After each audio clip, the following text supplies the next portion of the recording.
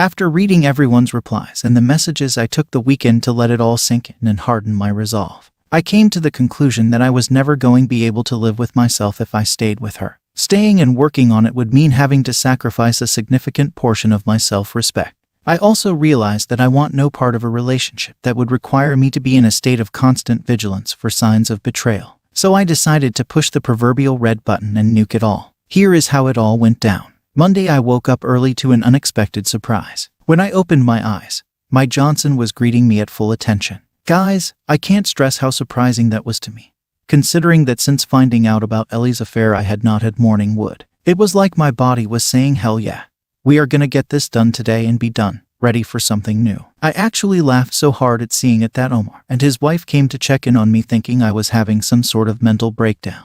I got up, got ready and called Ellie's dad and told him we needed to talk. I met up with him about an hour before our MC. The whole drive there I was surprised at how calm I was about it. I could still feel an ocean of emotions somewhere deep down, but on the surface I was not feeling anything. We met up at a little mom and pop breakfast place near his house and we sat down. Ellie's dad is a good man, lighthearted and funny, but more importantly he is level-headed. I thanked him for how he and his wife had treated me all these years and told him I was sorry to have this talk with him. He listened patiently, but as I started telling him why I was going to be divorcing his daughter, he lowered his head. I could tell he was ashamed and angry. Not at me, but at Ellie. He told me he understood, and I asked him to not tell Ellie as I was going to be telling her within the hour. He agreed, we shook hands, and then he told me to take care. I hated having to shatter his image of her. I debated with myself if I should have asked him to care for her, but I shouted down that instinct because he is her dad. Of course he will care for her. But also it is no longer my business to care for her.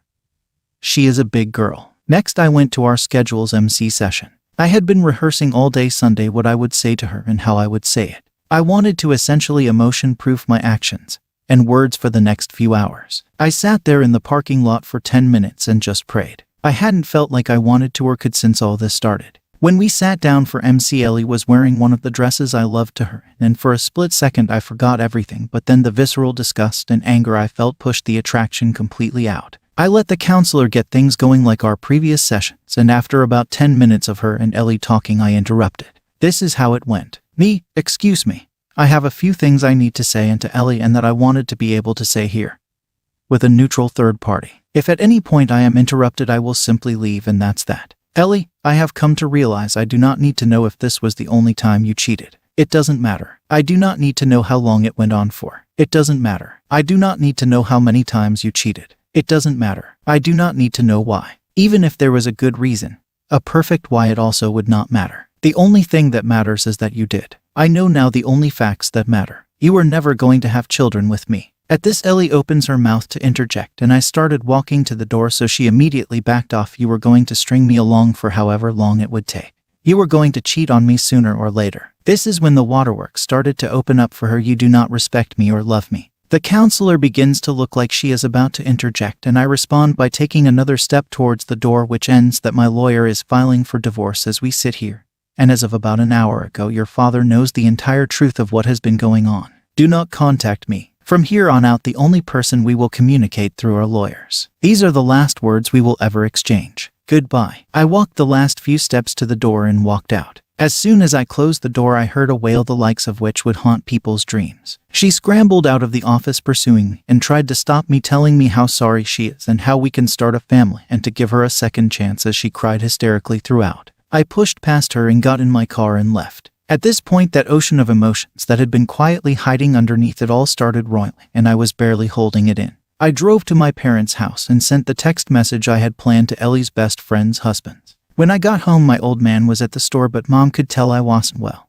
She has always been able to read me like a book. I told her I needed to tell her and Dad something important, and we sat down and waited. At this point, I have to thank Responsible Mode 114 for messaging me. We chatted and he totally calmed me down. About 30 minutes later, Dad arrived. I poured it all out. The more I talked, the more I felt that ocean of emotions empty and all that pain pouring out of me. When I finished talking to my dad, he just held me as I cried into his shirt for a solid 20 minutes. When it all ended, I felt spent and oddly at peace. I have arranged for Omar to receive a Harley he has been eyeing for a while. He has been more than a friend to me, and I am going to try my best to be as good a friend to him as he has been to me. I can't wait to see his face. I think this is the last time I will post, as it should be the end of this story. I just want to thank you all.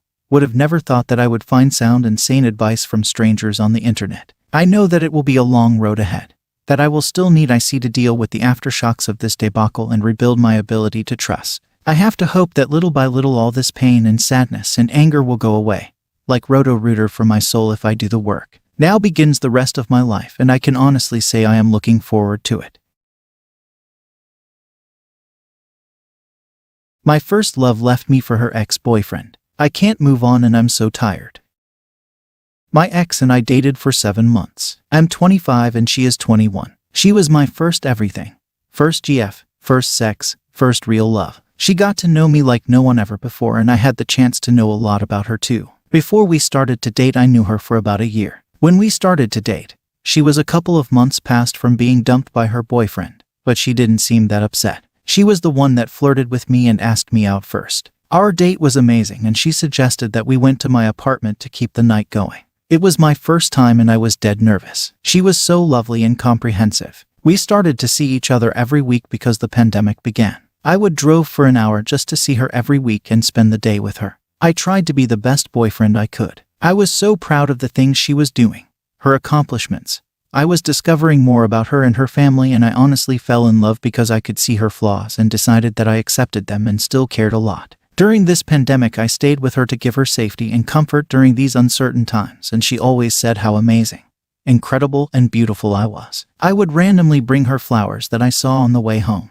I would cook her breakfast when she slept at my place, and I would be the best person I could to make her feel loved and cared. After 5 months, the ex that dumped her came looking for her and how he regretted leaving her. She became really cold towards me. We weren't having sex anymore and she would barely text me. Then one weekend she broke up with me to focus on herself and heal better from past relationship. She cried and said how special I was and that I must be an angel or something. After a few days she went to travel with her ex-boyfriend to the place I was suggesting her that we should go. That killed me inside. They were talking behind my back and she was in love with him all along, just using me to forget about him, and when he got back I wasn't necessary anymore. All of this happened almost 6 months ago and I haven't talked or seen her since. I know they are still together and I'm still so hurt. My first love was a lie and I was a quick fix for someone. Even after all this time I miss so much the girl I thought she was. I'm feeling like garbage still and I can't move on. Today I accidentally saw a book she gave me because was her favorite. I sat down and cried like it all happened yesterday. I shouldn't care for someone that doesn't care about me and left me for an ex.